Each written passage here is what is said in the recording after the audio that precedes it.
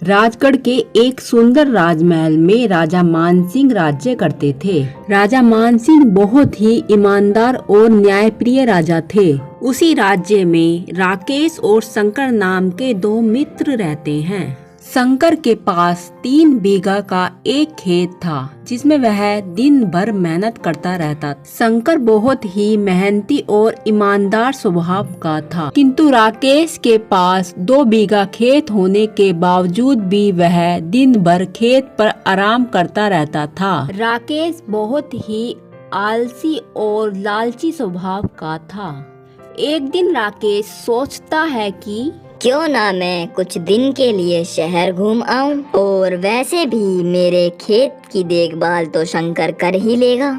अगले दिन राकेश शंकर के घर जाता है और शंकर से कहता है, मित्र, मैं किसी काम के लिए शहर जा रहा हूँ और मुझे आने में कम से कम 2 हफ्ते लग जाएंगे। क्या तुम मेरे खेत की देखभाल करोगे? हाँ हाँ मित्र, क्यों नहीं। तुम घर और खेत की चिंता मत करो, आराम से जाओ, मैं तुम्हारे खेत की अच्छे से देखभाल करूँगा। इतना कहकर राकेश शहर के लिए निकल जाता है। अगले दिन शंकर पहले राकेश के 2 बीघे वाले खेत में काम करता है और फिर बाद में अपने 3 बीघे वाले खेत में काम करता है। इसी प्रकार शंकर 2 हफ्तों तक दोनों खेतों में मेहनत करता है। 2 हफ्ते बाद राकेश वापस आता है और शंकर के पास खेतों में पहुंचता है। अरे मित्र, तुम वापस आ गए? हाँ मित्र, मैं वापस आ गया हूँ और अब तुम घर जाकर आराम करो, मैं यहाँ काम कर लूँगा। पर मित्र, तुम यहाँ काम क्यों करोगे? अगर तुम्हें काम करना ही है तो अपने खेत पर जाकर करो। शंकर भाई, यह तुम क्या कह रहे हो? यह तो मेरा खेत है, 3 बीघे वाला।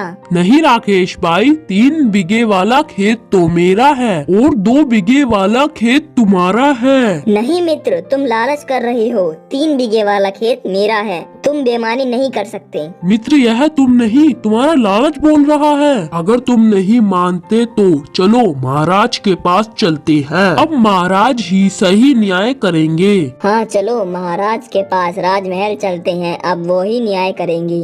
फिर शंकर और राकेश न्याय के लिए राजमहल पहुंचते हैं और महाराज के सामने हाजिर होते हैं। कौन हो तुम दोनों और क्या समस्या है तुम्हारी? महाराज जी, मेरा नाम राकेश है और यह मेरा मित्र शंकर है। 2 हफ्ते पहले मैं किसी काम से शहर गया था और अपने 3 बीघे खेत की जिम्मेदारी शंकर को देकर गया था। वापस आने पर शंकर मुझे मेरा 3 बीघे वाला खेत वापस नहीं दे रहा है। वह कह रहा है कि वह उसका खेत है। नहीं नहीं महाराज जी, राकेश झूठ बोल रहा है। 3 बीघे वाला खेत तो मेरा ही है और 2 बीघे वाला खेत इसका है। वह ज्यादा का लालच कर रहा है। महाराज, अब आप ही न्याय कीजिए। तुम दोनों की तो बहुत गंभीर समस्या है। तुम दोनों मित्रों में से कोई एक लालच कर रहा है।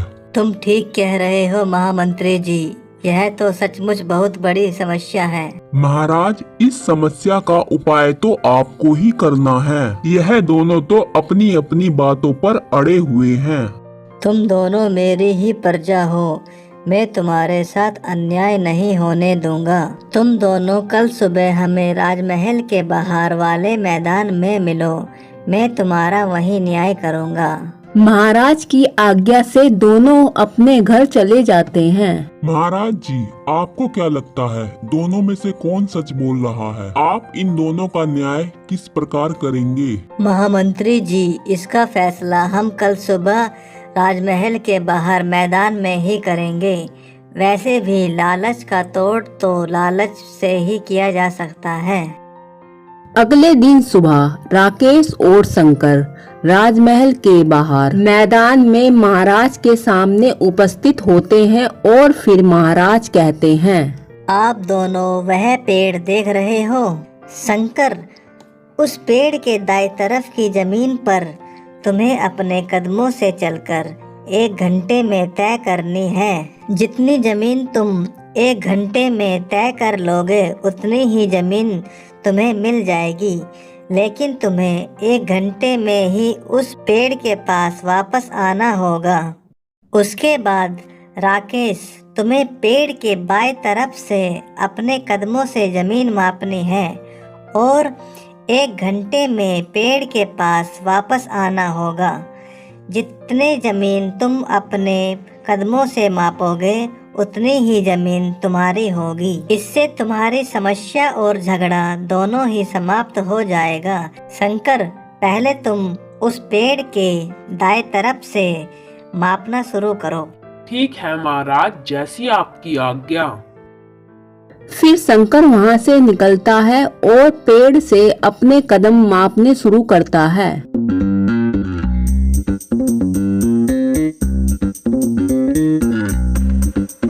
10-15 मिनट चलने के बाद शंकर सोचता है कि अब तक मैंने 4-5 बीघे जमीन तय कर ली होगी। 4-5 बीघे जमीन ही मेरे लिए काफी है। अब मुझे वापस उस पेड़ के पास ही चलना चाहिए। और वह वापस मुड़ जाता है।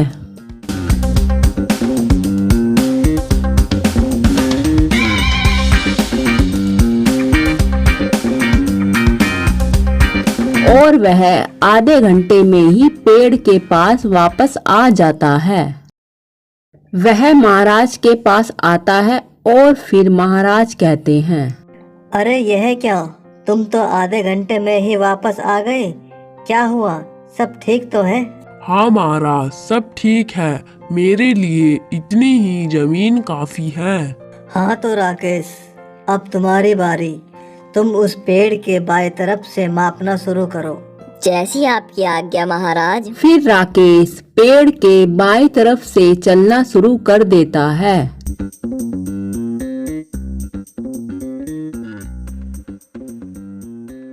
और फिर वह चलता ही रहता है। उसके मन में ज्यादा से ज्यादा जमीन मापने का लालच आ जाता है और वह चलता ही रहता है। काफी देर चलने के बाद वह सोचता है कि इतनी जमीन काफी है, अब मुझे वापस जाना चाहिए। पर जब वह वापस मुड़ता है तब तक 1 घंटा पूरा हो जाता है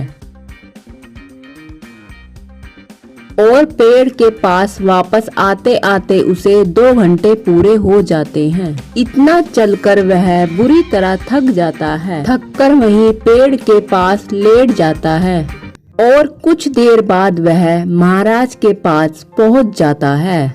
देखा राकेश, अपने इस लालच की वजह से तुम जरा भी जमीन नहीं पा सके।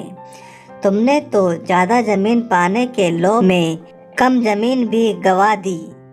इससे यह सिद्ध होता है कि 3 बीघे जमीन शंकर की ही है और 2 बीघे जमीन तुम्हारी है। इतना सुनकर वह शर्मिंदा हो जाता है और महाराज से कहता है, मुझे माफ कर दीजिए महाराज। अपने लालच की वजह से मैंने अपने मित्र से भी झगड़ा किया। मुझे माफ कर दीजिए। राकेश, तुम्हारा कसूर माफ करने वाला नहीं है। मैं तुम्हें 3 महीने जेल में कैद की सजा सुनाता हूँ। सिपाहियों, राकेश को 3 महीने के लिए जेल में डाल दो। इसे लालच की सजा जरूर मिलनी चाहिए। शंकर की ईमानदारी और सच्चाई से खुश होकर महाराज ने 5 बीघा जमीन शंकर को इनाम में दे दी।